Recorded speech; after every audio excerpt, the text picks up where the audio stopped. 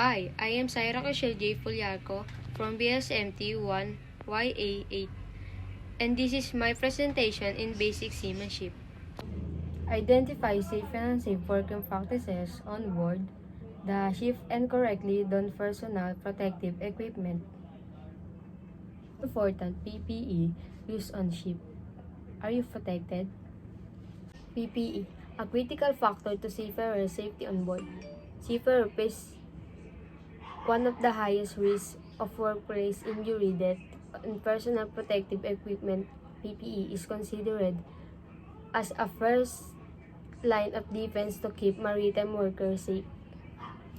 While on duty, however, not only seafarers need to start their day by wearing proper PPE, but also shipping organizations need to develop a workplace culture that promote the use PPE at all times.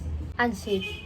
No safety helmet, no eye protection, no earplug, loose damaged shirt, short pants, filled sneakers, or sandals. Safe.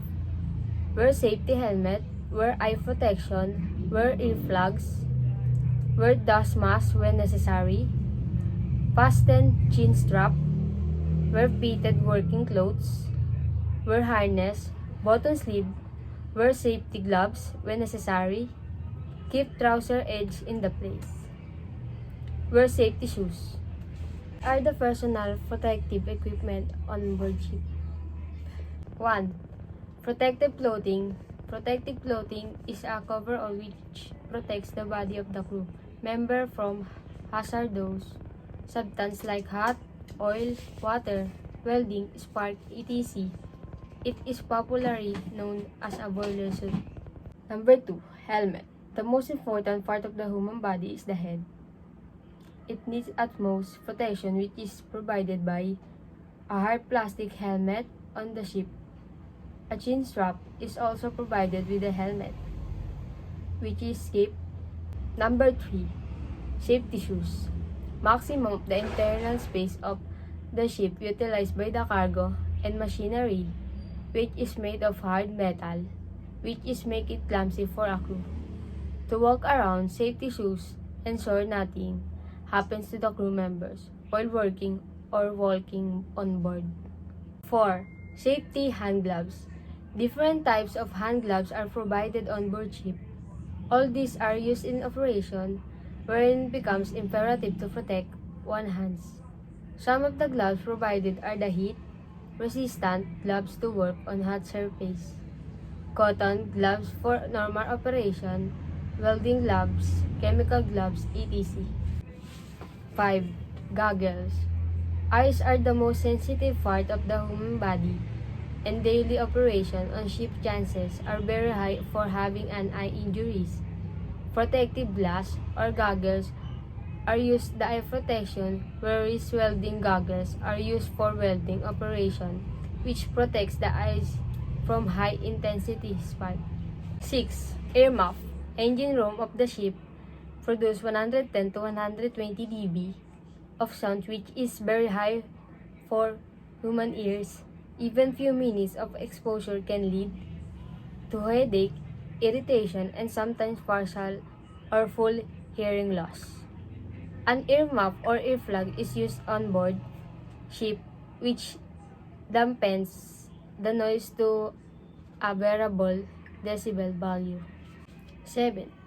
Safety harness.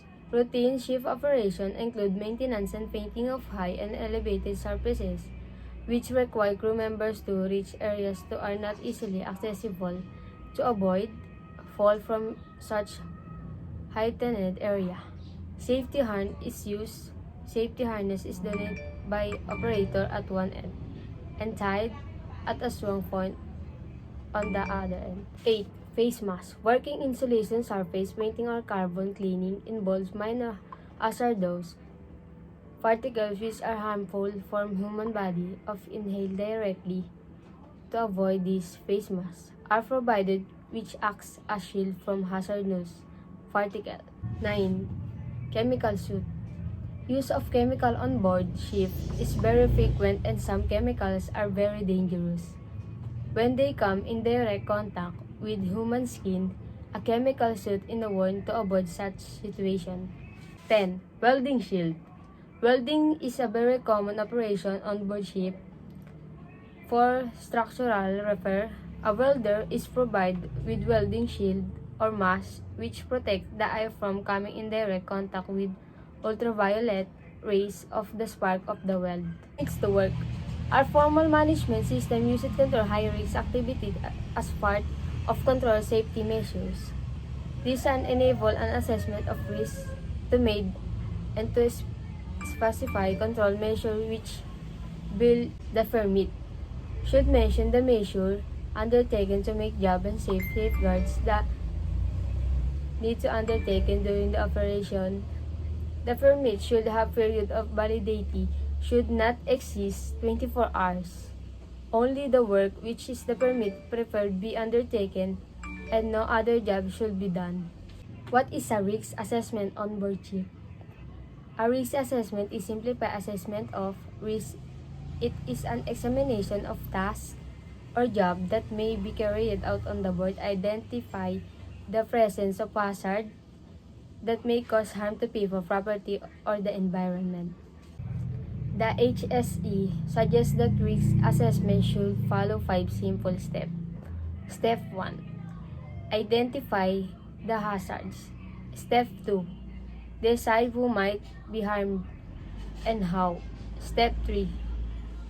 Evaluate the risk and decide on precautions. Step 4. Record your findings and implement them. Step 5. Review your assessment and update if necessary. An enclosed space is defined as a space that has following characteristic where is an unsafe oxygen level and or toxic gas or another vapor.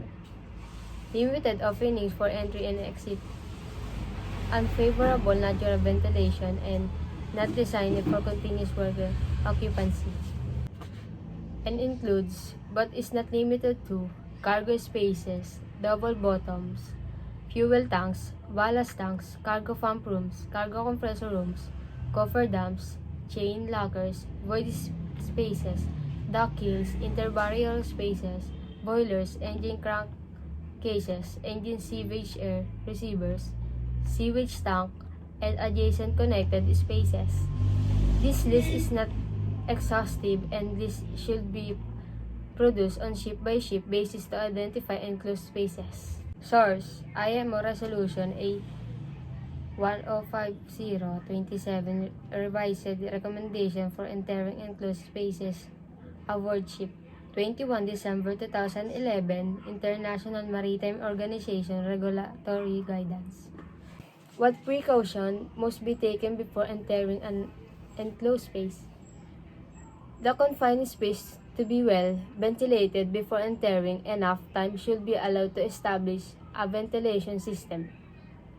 To ensure that air containing enough oxygen to sustain life is introduced, ventilation can be either be natural mechanical using blowers. Lack of oxygen. The acceptable range of oxygen an enclosed space between 19% to 23.5% oxygen in any compartment can reduce due to many factors. Rusting of steel part of the most common one. No entry to be permitted into an enclosed space unless the prescribed enclosed space entry procedures are followed and a permit to work issue. These must include a formal risk assessment to identify potential hazard and risk mitigation methods to control them accordingly. Enclosed space. Entry permit. This permit relates to entry into any enclosed space and should be completed by the master or responsible person and by any person entering the space, e.g. competent person and attendant. The entry permit should contain a clear indication as to its maximum period of validity, which should not exceed 8 hours. It should also describe the maximum permitted time between testing of the atmosphere and entry of personnel into the space. The hazard associated confined space include toxic atmosphere. A toxic atmosphere may cause various acute effects including impairment of judgment, unconsciousness, and death. Oxygen deficiency, oxygen enrichment, flammable or explosive atmosphere, flowing liquid or free-flowing solid, excessive heat. Do you rescue some from enclosed space? The rescuers entering the enclosed space must wear an SCBA and carry an EEBD and rescue harness from casualty use.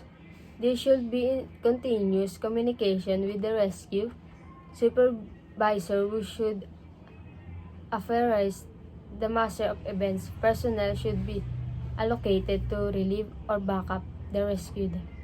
What precaution must be taken before entering an enclosed space? The confined space has to be well ventilated before entering. Enough time should be allowed to establish a ventilation system to ensure that air containing enough oxygen to sustain life is introduced. With ventilation can either be natural or mechanical using blowers. Lack of oxygen.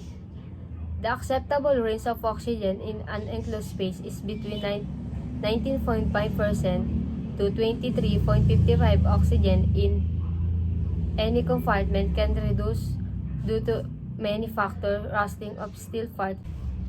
The rescue and resuscitation.